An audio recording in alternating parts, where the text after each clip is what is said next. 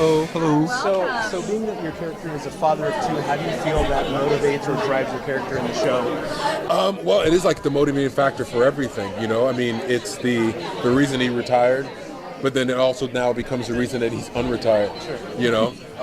So it's, everything is filtered through that, which is exciting because it's real. You know, I'm a father of two, and everything that I do is filtered through that. The decisions, the decision to, like, we're shooting in Atlanta, and so we're like, my whole family's packing up and moving to Atlanta, and it's like, because that's, family's important. Yeah, so.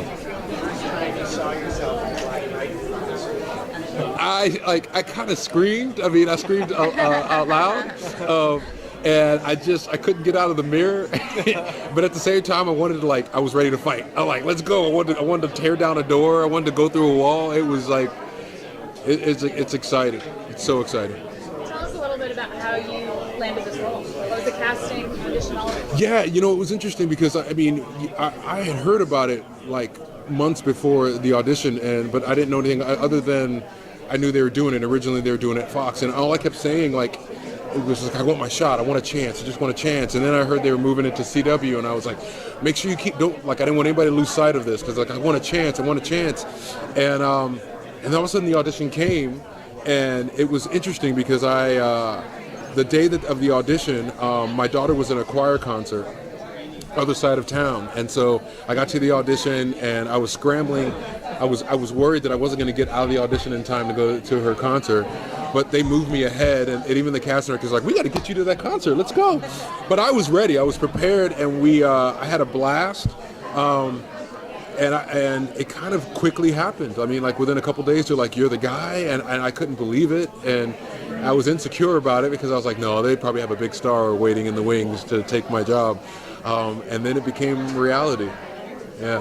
With the It's okay, go. so the Flash is very light in tone, very comedic. Arrow, is a bit darker. What kind of tone can we expect from Black Lightning? Yeah, I think we're a bit more darker.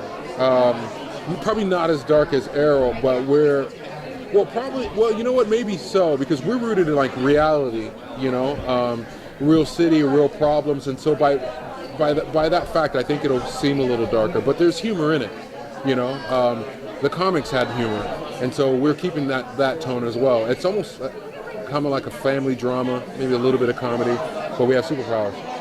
So. Can you speak a little bit to the relationship between your character and his daughters? What's that dynamic like?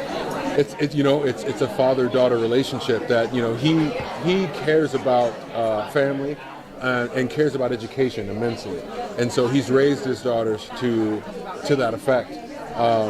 But while he's been doing that, the world outside has been getting worse, and so he's extremely protective, extremely protective. And they're getting older, and he's kind of losing, he's losing some control. But as a father, my children aren't that age yet, but I'm extremely protective. I feel like it's just kind of a typical father-daughter relationship. Yeah.